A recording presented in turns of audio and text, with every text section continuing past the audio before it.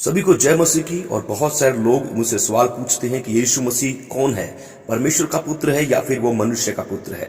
इससे पहले कि हमें जाने कि मसीह यीशु किसका पुत्र है, परमेश्वर का या फिर मनुष्य का, उससे पहले हम बाइबल के दो वचनों को देखते हैं, जहां पर मत्ती 16:16 में पतरस यीशु को परमेश्वर का पुत्र कहता है और यूहन्ना 5:27 में प्रभु यीशु मसीह अपने आप को मनुष्य का पुत्र कहता है।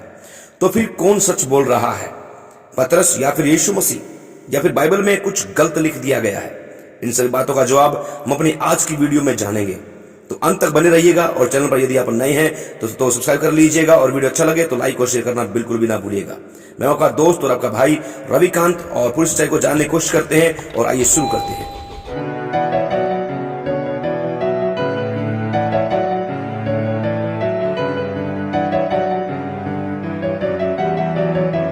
बहुत बार हमारे मन में यह सवाल उठता है कि प्रभु यीशु मसीह किसका पुत्र है, परमेश्वर का या फिर मनुष्य का। आइए आज हम इस बात को बड़ी ही सीधाई और परमेश्वर के वचन के द्वारा जानने की कोशिश करेंगे। और इससे पहले कि हम जाने, सबसे पहले हम उत्पत्ति किताब अध्याय 1 उसका 26 वचन को देखेंगे, जहां पर लिखा हुआ है कि परमेश्वर ने मनुष्य को अर्थात आदम को अपने ही स्वरूप और अपनी समानता में बनाया और उसे इस पृथ्वी की सारी वस्तुओं पर अधिकारी बना दिया। सारी प्रभुता परमेश्वर ने आदम को अर्थात मनुष्य को दे दी। इसी प्रकार से भजन संहिता में दाऊद कहता है कि हे मेरे परमेश्वर, तूने अर्थात मनुष्य को अपने हाथों के कार्य पर अर्थात अपनी सृष्टि पर प्रभुता दी है और तूने सब कुछ उसके पांव के तले कर दिया है। परमेश्वर के प्रियो, परमेश्वर ने सब कुछ आदम के लिए बनाया था और परमेश्वर चाहता था कि वह इस पूरी पृथ्वी पर अधिकार रखे, इस पूरी पृथ्वी पर वह राज करे। लेकिन परमेश्वर के इस प्रभुता को आदम संभाल कर नहीं रख पाया और उसने पाप के द्वारा वो सारा अपना अधिकार, अपनी प्रभुता शैतान को सौंप दी। और शैतान भी इस पृथ्वी पर आज तक राज करता हुआ आया है। जो राज आदम का अर्थात मनुष्य का था, मनुष्य ने पाप के द्वारा शैतान को सौंप दिया और शैतान मृत्यु के द्वारा आज तक इस पृथ्वी पर राज करता हुआ आया। यीशु मसीह के समय तक वह इस पृथ्वी पर राज करता रहा। यहां पर हमें यह जानने की आवश्यकता है कि परमेश्वर के वरदान और बुलाहट अटल हैं, रोमियो 11:29 के अनुसार, और वह कुछ भी देकर वापस नहीं लेता। यहां पर हमें रोमियो 11:29 के अनुसार हमें यह जान लेना चाहिए कि परमेश्वर के वरदान और बुलाहट अटल हैं, और अर्थात परमेश्वर ने मनुष्य को जो अधिकार और वरदान दिया है उसे वह अब नहीं बदलेगा, अर्थात वापस नहीं लेगा। क्यों? क्योंकि परमेश्वर मनुष्य नहीं है कि झूठ बोले या फिर वो कहकर बदल जाए, वह ऐसे मनुष्य नहीं है।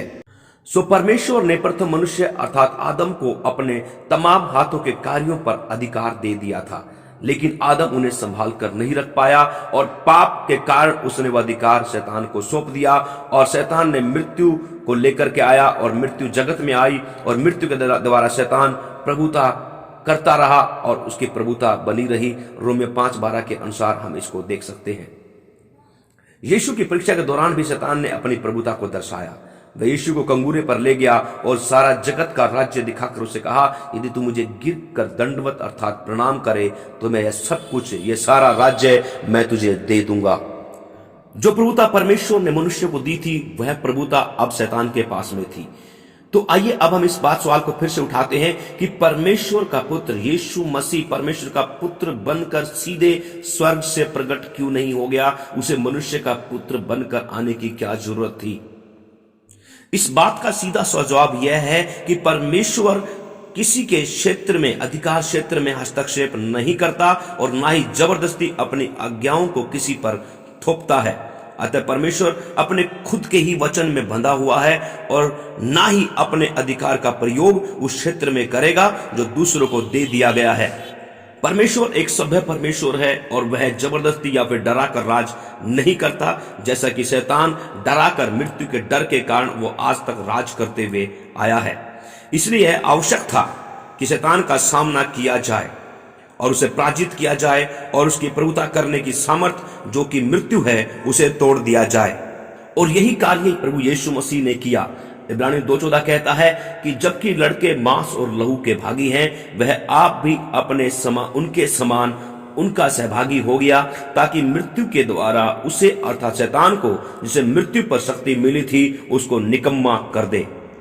इसलिए यह आवश्यक हो गया कि प्रभु यीशु मसीह मनुष्य का पुत्र बनकर आए और आकर के उस मृत्यु के मार्ग पर जाकर शैतान की सामर्थ जो कि मृत्यु है उसको नष्ट कर दे।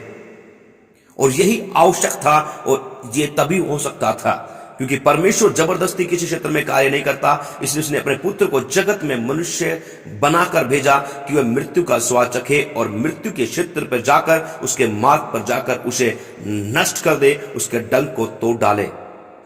इसलिए यीशु मसीह मनुष्य बनकर मरा और मृत्यु के क्षेत्र में पहुंचकर मृत्यु को हराकर उस पर जीत को प्राप्त कर तीसरे दिन मुर्दों में से जी उठा।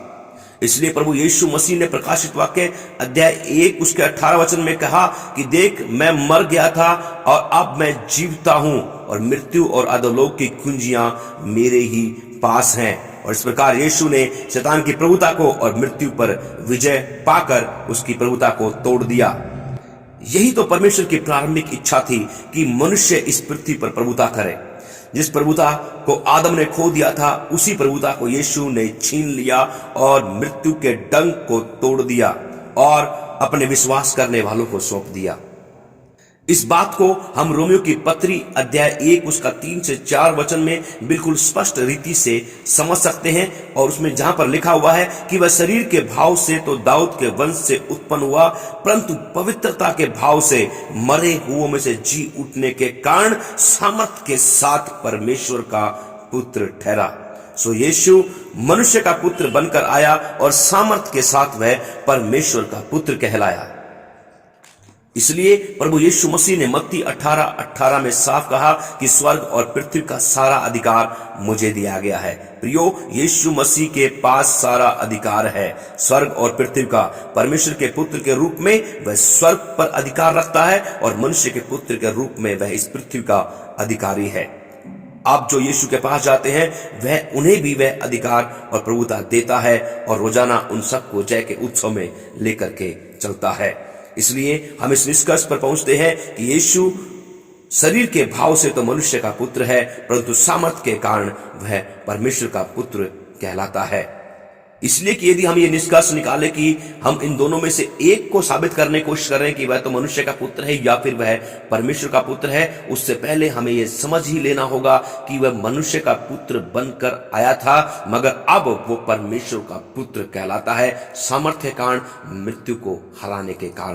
परमेश्वर के प्रियो, इस बात को आपको समझना ही होगा कि वह मनुष्य का पुत्र बनकर आया था। वो अब मनुष्य का पुत्र नहीं है, वो अब परमेश्वर का पुत्र कहलाता है। इसलिए जितनों ने उसे ग्रहण किया, उसने उन्हें परमेश्वर की संतान होने का अधिकार दे दिया, अर्थात उन्हें जो उसके नाम पर विश्वास रखते हैं। परमेश्वर आपको आशीष दे। शालोम। जय मसीह की।